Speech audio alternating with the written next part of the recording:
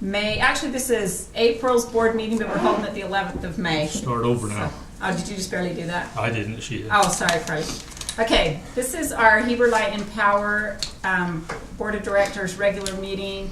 It was postponed in the end of April to today, so this is kind of April's. We will still have a May meeting, is that correct? At the end of the month, we will still hold. On the 25th. Okay, so we will still hold a May meeting, so. Is there going to be any conflict with high school graduation for that? Is that the high school graduation day? None for me. I don't have any. That's what I wondered if anybody. You don't have any kids or grandkids? I've got a granddaughter, but I don't know, I'm not even sure she's going to it. Oh, okay.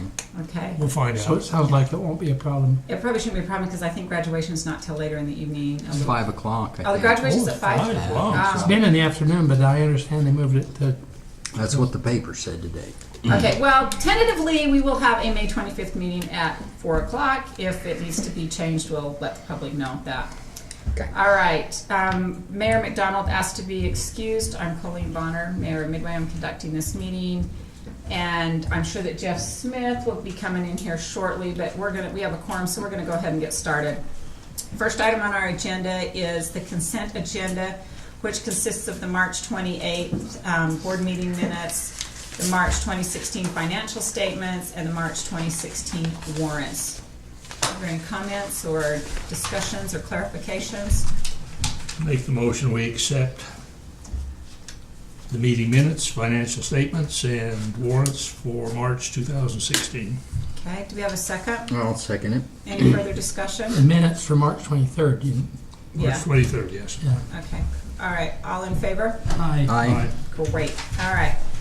Item 2 is discussion and approval distributed generation policies. Jason Norland. Okay.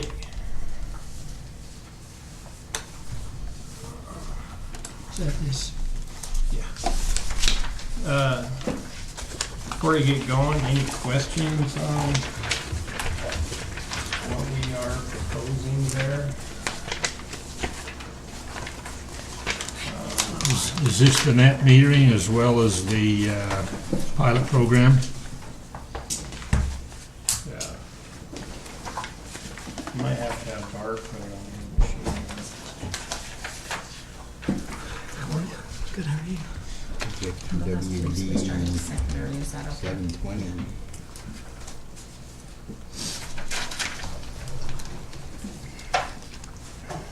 Hey Bart, can you come look into this? I didn't test that. Oh, yeah. I just emailed it to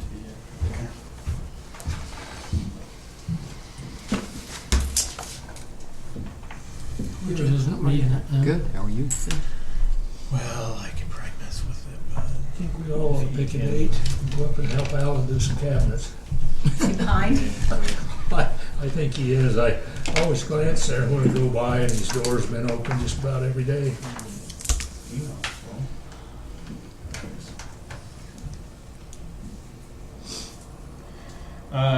So we had a public workshop on these policies. I think it was pretty positive. We went over it with the concerned customers that did come. I think we have a good policy going forward for both residential and our general service. We didn't change too much on the residential. How many did you have there from the public? Ooh, let's 6 or say- 7? Oh, I think we had 12. I think 12 total.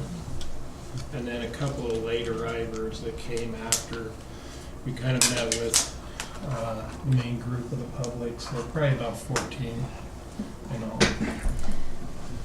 So very quickly, our current policy is a bidirectional meter. We're proposing going to a production and a service meter on new net metering accounts. That'll give the company more flexibility going forward. Residential customers, only is the current policy. The new proposed changes is residential and small general service customers. So that would be like, maybe you were just gonna say that. Yeah, like small business will be included in the net metering policy. Capacity is less than 25 kW, and it needs to be designed solely and exclusively to offset part or all of the customer's electricity needs. That's our current policy. The new policy is 15 kW for residential or 25 kW for small general service, but not to exceed 90% of their projected load.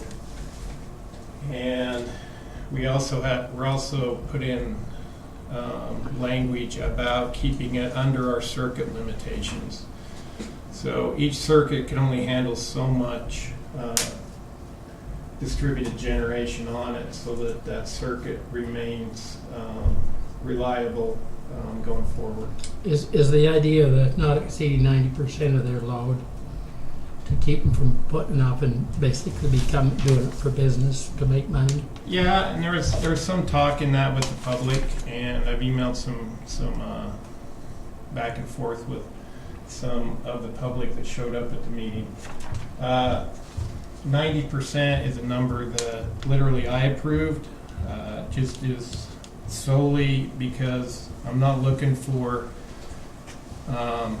producers out there, that are feeding onto the system. I'm looking for them to take care of their load. The reason it's not at 100% is because we're calculating the 90% off of 2 years worth of usage.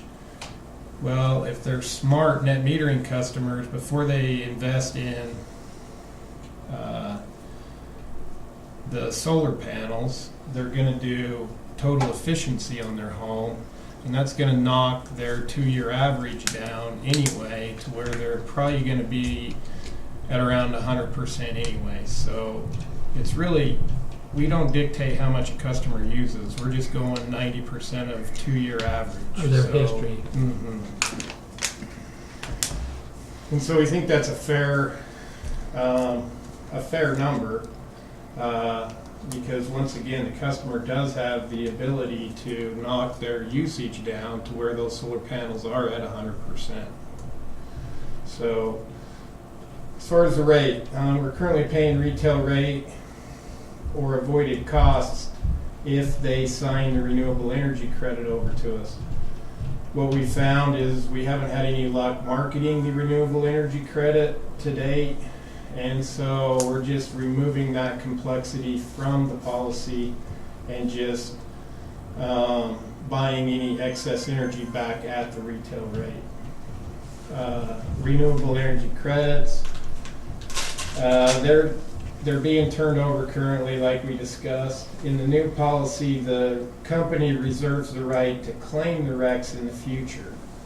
So if things change and those RECs become important to the company, and I'm not thinking from a monetary standpoint, I'm thinking more from, some federal renewable energy standard or a state renewable energy standard. If we need to claim those RECs, then You just want to leave that option open, and the that customer option knows is there. that. Yeah. So upfront. they That's would know great. that at some point you could claim them, or would it be their option whether they? No, because we're just giving them retail rate.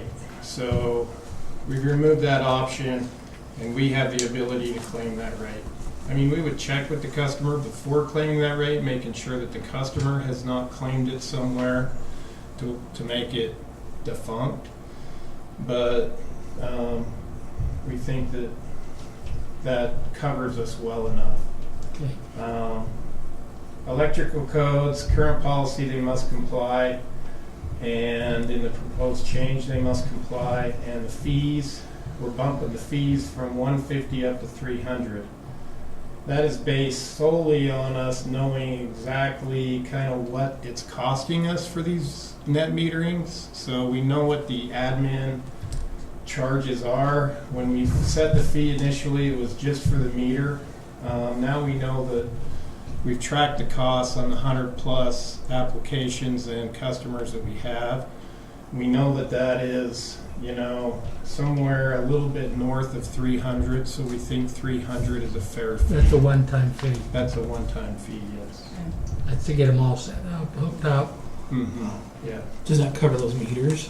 it does. It covers the meters. The 2 meters. Covers the meters, and it, now, with the 2 meters, keep in mind, with our current thing, with our current policy, the customer already has a meter. We're going and pulling their initial service meter off and putting the bi-directional on.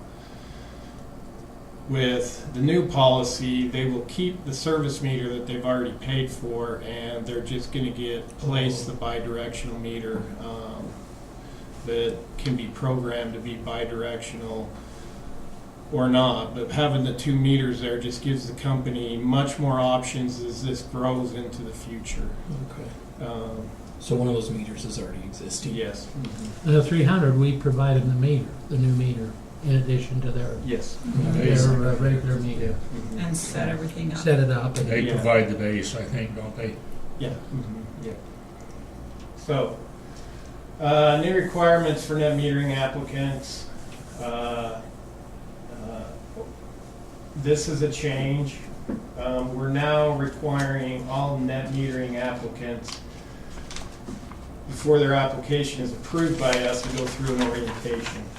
And that's just to make sure that the customer fully understands our net metering policy, and they're not making an assumption that they're on Rocky Mountain Power System or something like that. We have been kind of battling that confusion. So prior to the customer's application being approved, they've got to sit down with an employee and go through an So orientation. who does that? Who's the person? Emily's doing it. Emily will do that, Yeah. okay.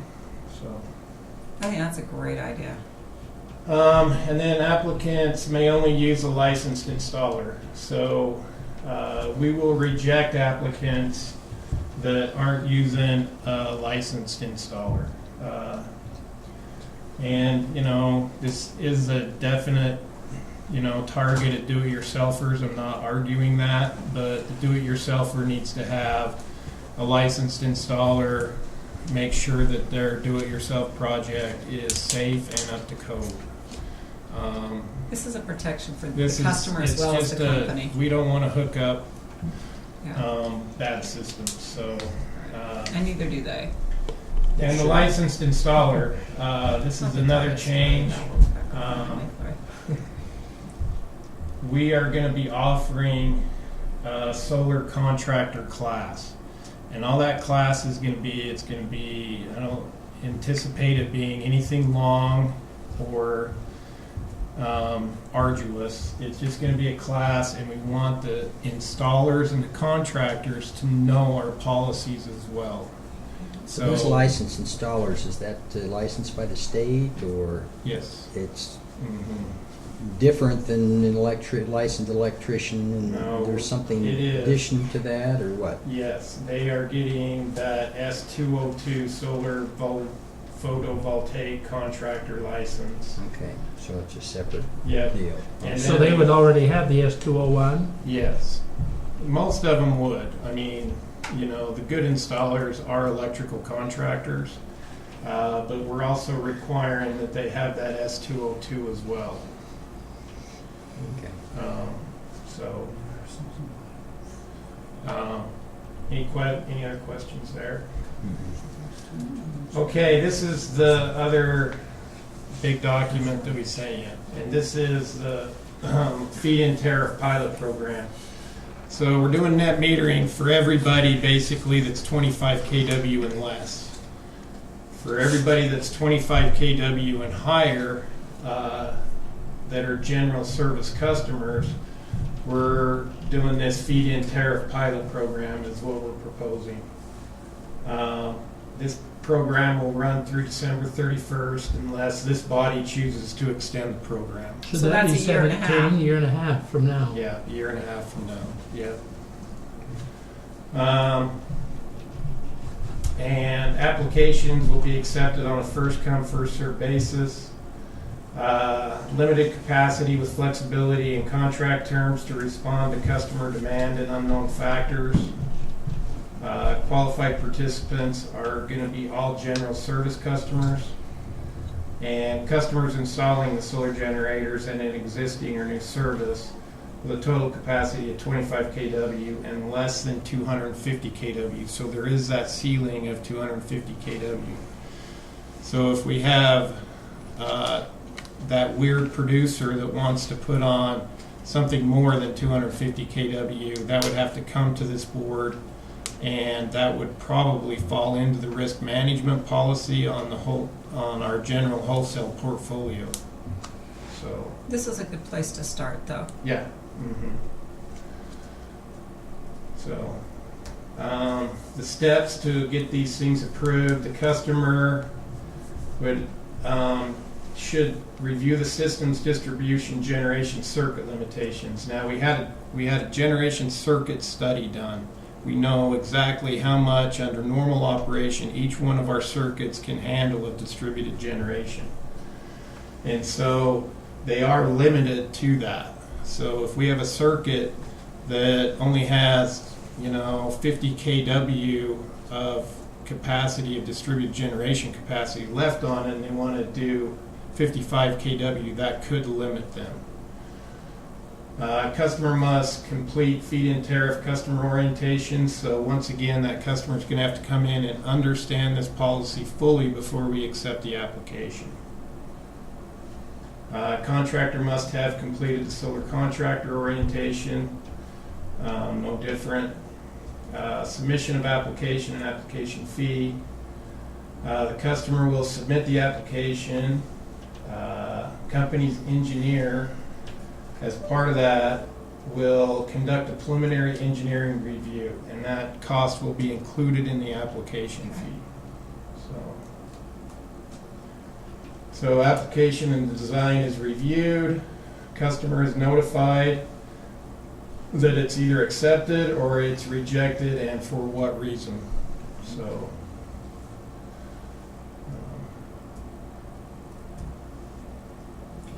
and then if it gets approved, the company and customer will enter into an interconnection and power sales agreement.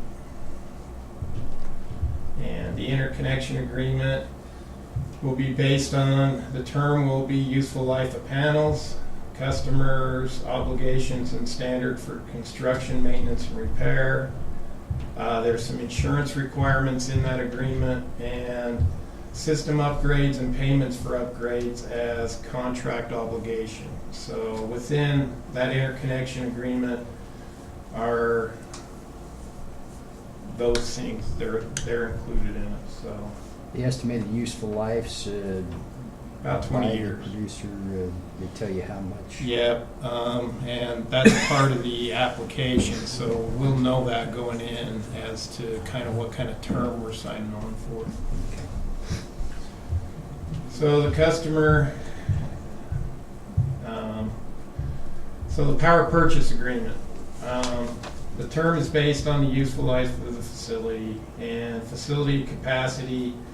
We're initially introducing paying for the energy that's produced at 6 cents a kilowatt hour. And, if we want to go into how we ultimately came to that, we can. But we did a pretty extensive cost analysis of what we should be paying for that energy on our system and what the value of that energy is on our system. Do we just have that information somewhere if someone were to ask that question? Absolutely, Okay. yes. So kilowatt hour based on avoided cost and system benefits, and the rate may vary depending on characteristics and location of the facility.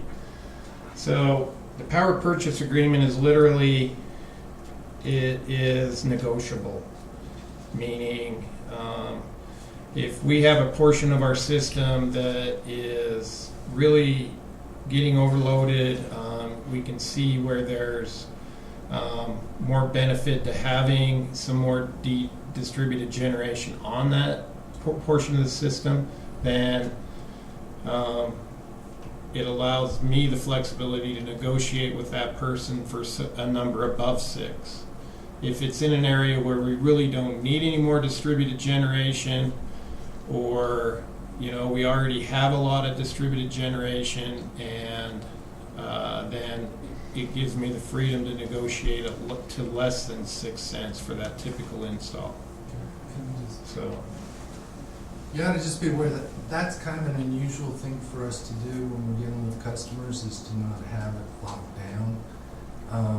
In the discussions that we had among staff, the variables are so dramatic that it's really hard to find a vanilla that would apply to everybody. And so there's going to be some discussion, and you may get some feedback on that. But really what we're trying to do is in certain systems, will actually be entitled to more compensation than what we would ordinarily grant because of the nature of their system. So it is a little bit unusual, but I think it's worth attacking this way. And it just if maybe have some simple guidelines as to, like you said, why it would adjust up or down or whatever, and always based on the capacity of the lines anyway, and it might change. Today it might be this, and tomorrow it might be something different. And as the future changes, none of us have the crystal ball of the future, so it's going to have to be kind of on a quarterly or whatever analysis of the system. But we're going to have to constantly analyze the system to make sure that we can handle what we're buying back and what we're using, and I think a customer who really wants to do this, who really understands it, will understand that benefit of why it's flexible there.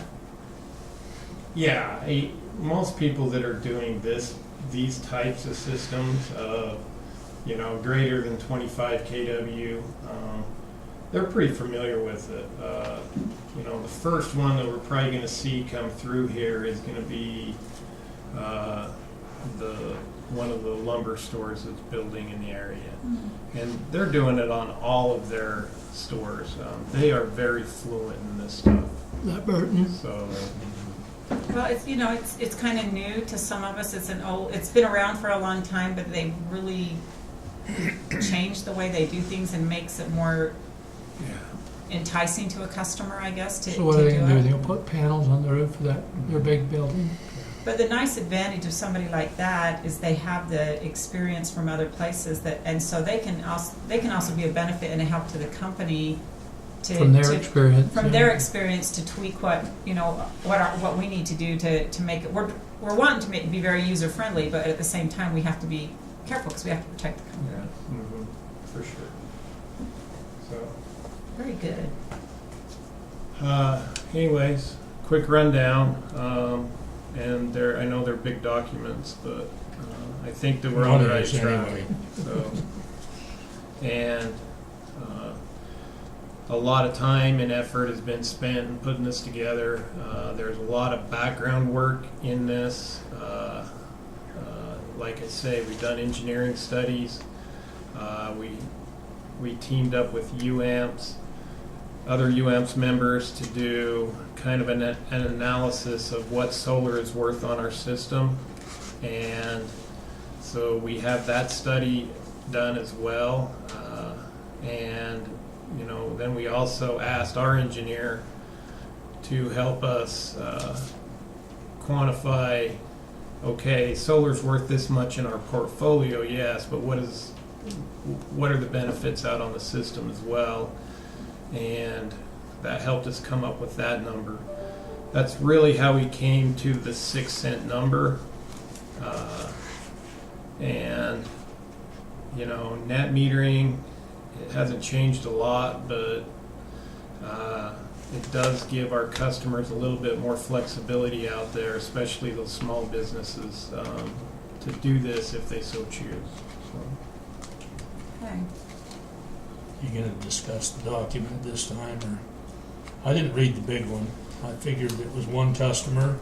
You guys had put an awful lot of work into it, and it was too big for me. But the net metering I went through, I'd actually talked to Joe. Right.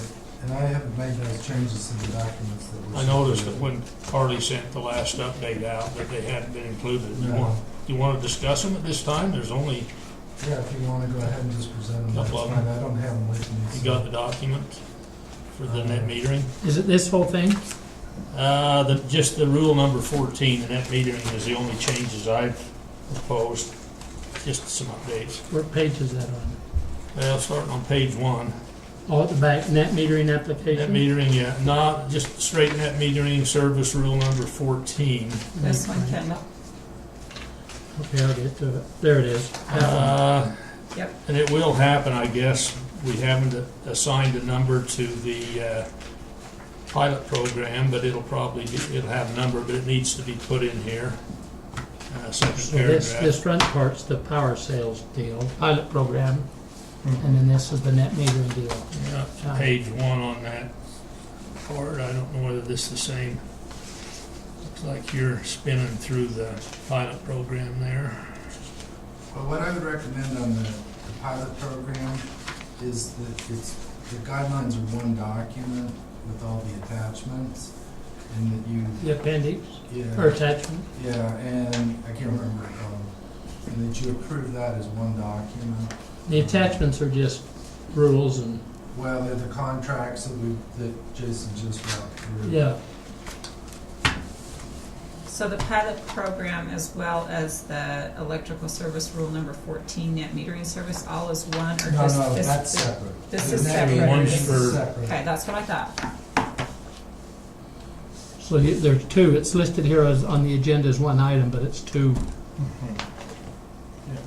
So they need to probably be two separate motions Yes. for those.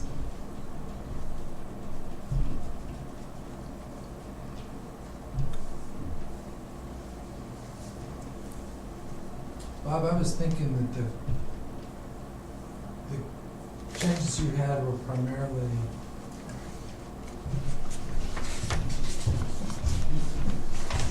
Oh, point, Bob? Which one? Go ahead. There weren't that many. So net metering. Okay, so, There you go. First page, just need to add a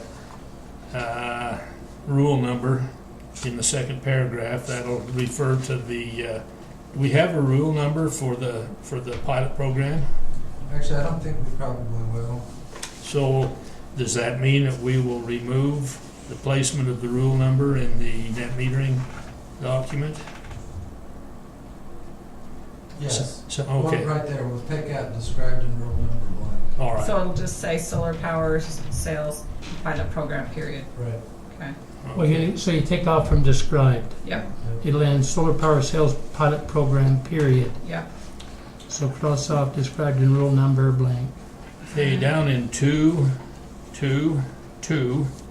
excess energy means the energy that flows through. We've got net meter here, but we're calling it now the production meter. Is that right, Jason? No, it's still net. Still net metering? Yeah. Didn't we just talk about using a service meter and a production meter on the side? but It's it still will be that. the net of those But the two. system will net. So the system's called the net meter. Through, how about putting net meter system then, rather than net meter? Net meter would suggest that we're not either talking about the production meter or the service meter. I think that would work. So add the word system after Yeah, meter. yeah, if it's a system, I mean, I don't have a It's problem the with two it. working together. It's Yeah, creates the I system. think that makes Net sense. meter in the system. Well, Yeah. actually, what you could say if you wanted is just says the excess energy means the energy that flows onto the company's distribution. Just skip the meter thing.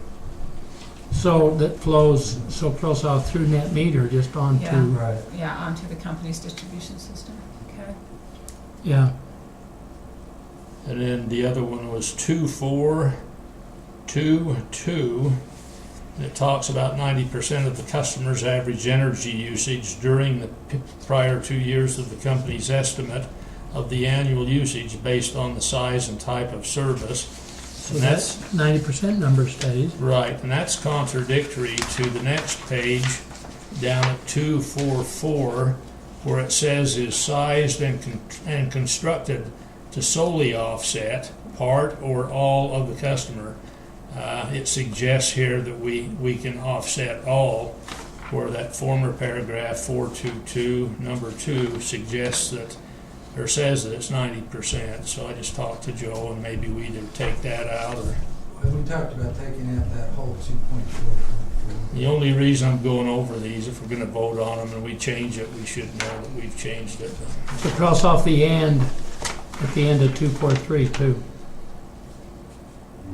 Yeah. Yeah. It suggests there's something else that's not gonna be there. And then, Good catches.